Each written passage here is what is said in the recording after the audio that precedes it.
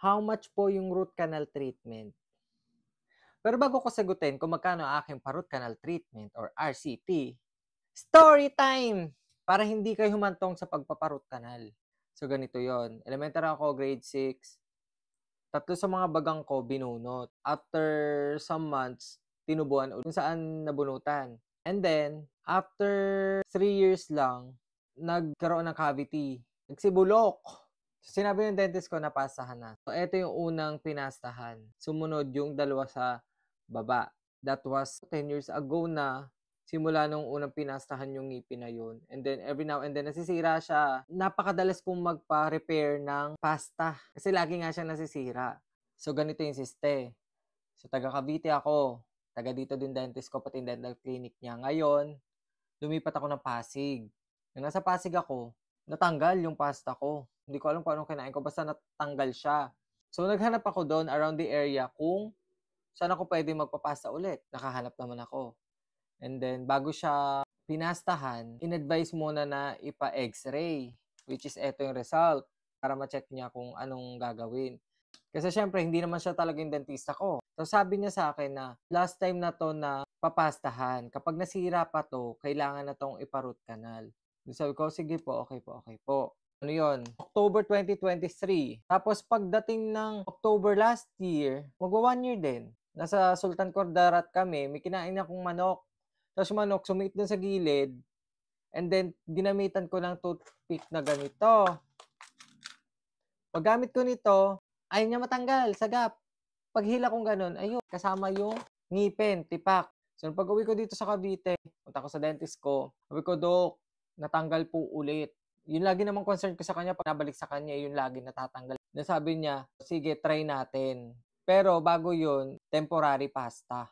Para titingnan kung kaya pa ba talaga ng permanent. Since October, nagpapabalik-balik ako sa kanya every 2 weeks. Para nga ma-permanent. Every time na bumabalik ako, may dumudugo sa loob ng ngipin ko. Pagkatanggal ng temporary, pinalitan ng cotton. Tapos parang nag-cotton muna ako ng 2 weeks. Tapos pagbalik ko doon, tinanggal yung cotton. Tuwang-tuwa kami. Yes, wala nang dugo. Nung ina-apply na ni Doc yung parang may nilalagay muna siya. Dumugo bigla. Umagos ang dugo. So, hindi niya siya talaga kaya. So, in-advise ako kung magpapabunot ba ako or magpaparoot canal. Siyempre, pag nagpabunot ka, mangyayari, mawawala ng ngipin. Di ba mga dentist ngayon parang pinupush sila na hindi ka mawala ng ngipin, ganyan. Papaltan siya ng postizo, flexible, or kaya yung may brace na bakal, or magpapa-bridge ka. Gagawin yung dalawang katabing ngipin, babawasan, tapos sasalpa ka, magiging 3 buong ngipin siya. Or implant. Hindi ko kaya implant. Medyo expensive. Matagal-tagal pa din ang proseso kapag ka-implant. Kasi titingnan kung yung bone mo ay okay. Tapos, RCT. Pagka-root ka na, lalagyan ng crown. After a week, bumalik ako. Kasi ako, bunutin na lang po. Noong time na yun, bakit di ko naisip na ipakita tong x-ray? Ngayon, nung pinakita ko sa kanya, syempre, sinilip-silip niya sa ilaw. Hala, hindi advisable na bunutan ako kasi ano siya sa sinus ko daw, malapit. Pwedeng pagkabunot, mangungu ako. Mahirapan ako magsalita. Sabing ganon. Root canal ka talaga. Sabi ko, okay, fine. Pa-root canal na tayo. So yun, ni-root canal. Kung may nagtatanong dyan kung masakit ba ang pagpaparoot canal, hindi po kasi may anesthesia naman siya. At ang presyo ng pagpaparoot canal, heto na hinihintay nyo kanina pa, ay tumataginting na 8,000 pesos.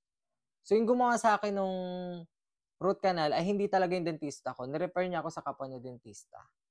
Tapos yung dentista na nirefer niya, yung anak niya yung gumawa na dentista. So 3 dentista yung tumingin ng x-ray ko. 3 yung sila nagtulong sa akin. Sila din nag-advise na hindi nga daw pwedeng bunot. Root canal talaga. In-assess pa nila kung popostihan daw para mas matibay. Kaya upon checking naman, hindi naman daw kailangan ng postihan. Again, 8,000 pesos. Kaya kayo, matuto kayo magpa-dental check-up kahit every 6 months. Tapos pag may sinabi yung dentista na, ipapasta mo na to kasi bulok, ganyan, or kailangan bunot. Pero kasi ako isang ngipin Pagbalik ko doon, ang sadya ko lang naman ipapasta itong ni-root canal kong ngipin, pagkita, bulok na pala. So yung pala yung wisdom tooth ko na tumubo sa pinakadulo, sa taas, na hindi na siya abot ng toothbrush.